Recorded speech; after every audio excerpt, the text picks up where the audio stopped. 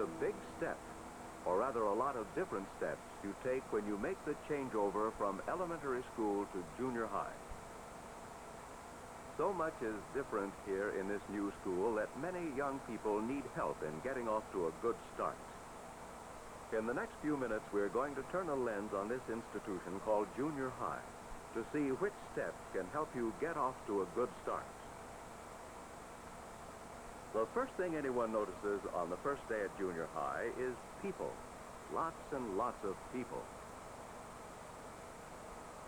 Getting used to the fact that you are one among many, and what that will mean to you, is a part of making a good start.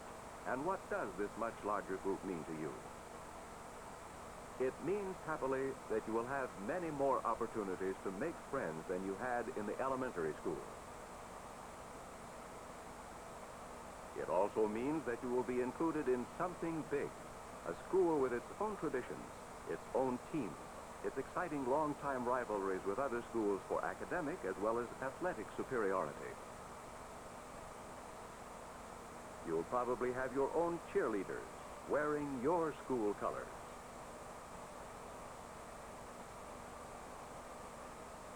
And maybe you'll even wear those colors yourself as you share in the fun of singing your school song or urging on the team with your school cheers.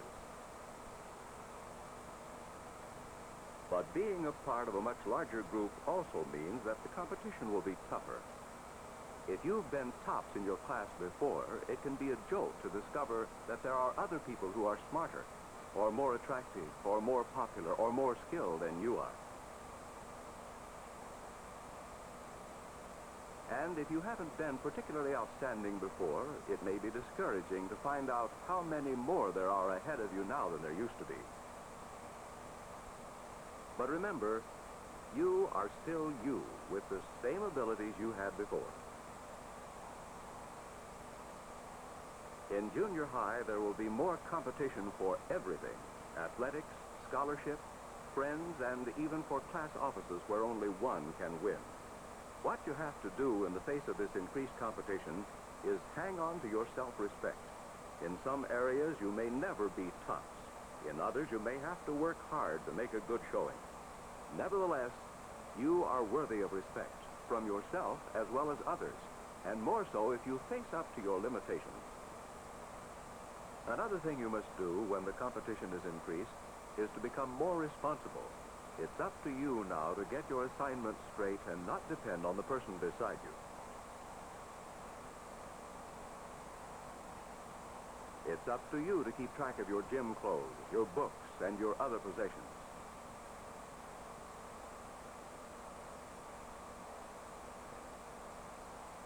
It's up to you to get to class on time, prepared for the test, or whatever else the teacher has said the period will be devoted to.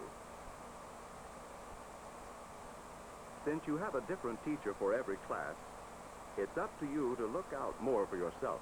Your teachers will not be able to spend as much time with each student as they did in elementary school.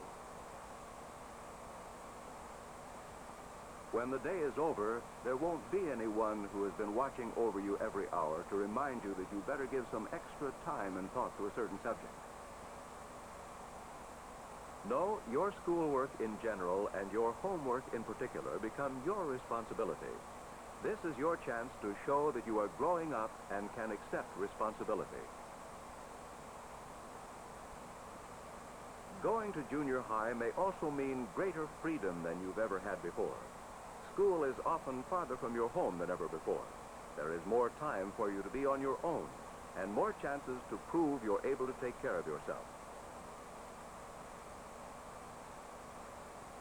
Within certain limits, the greater freedom of junior high will allow you to choose some of the subjects you will want to study.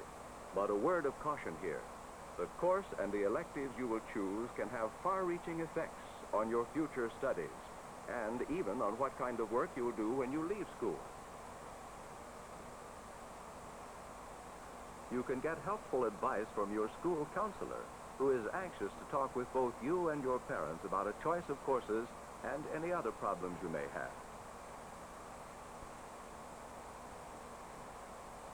And speaking of problems, they're bound to come up. Maybe you have to check out a certain book or magazine from the library.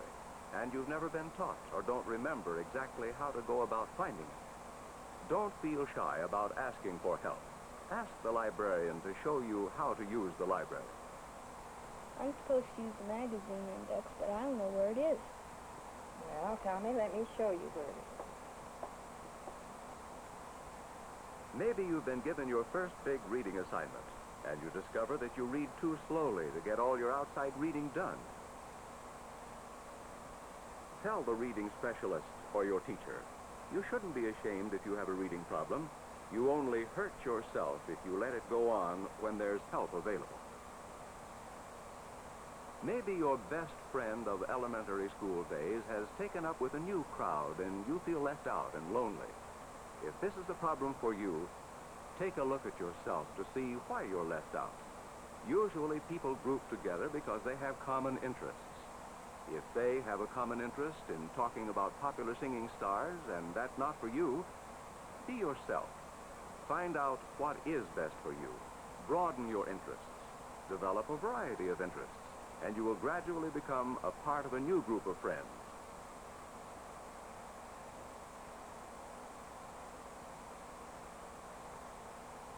You'll find many opportunities to develop new interests here at junior high.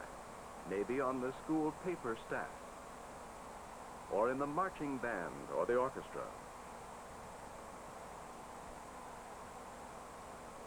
or the photography club. These and other extracurricular activities are open to people with common interests. Among people who like the same things you like, you can make new friends. Friends are made, remember. There's no such thing as a magnetic personality which attracts others without effort. But there are people who make the effort to introduce themselves. There are people who make the effort to learn other people's names and use them so that even a quick greeting has a personal ring to it. Hello, Sharon. How are you? Hi, Nancy. Hello. Hi, girl. There are people who make the effort to go along with their friends in what they do, what they wear, and the way they talk. And these are the people who usually earn a reputation for having that magnetic personality, which is incorrectly thought to be an effortless thing. Of course, nothing smooths the way for a good start like knowing the rules and regulations which apply in this new school. Here's where your handbook comes in. Study the map or the directions for getting to your classrooms. Read the school rules. Isn't it silly to get in trouble over an unexcused absence when the rules plainly tell what is expected of you? Why run the risk of being caught without a hall pass when the rules show you how to get permission to be in the hallways during classes? How are you going to know cafeteria rules, whether to bring your lunch or buy it, unless you've read the handbook, or listened to the teacher when she was telling you, or asked someone? The point is, make sure you know what the rules are. Finding out the rules and following them is just common sense. So is setting up goals for yourself. At this stage in your development, setting up goals means planning for your junior high years a well-balanced program of study, work, and play, no matter what job you do after high school.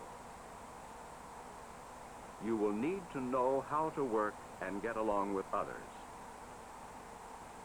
You will need to believe in yourself and what you can do. You will need to be an intelligent citizen. In selecting subjects in junior high, you should consider your talents, interests, and abilities. Those subjects which give you the most satisfaction may prove to be a lifelong hobby.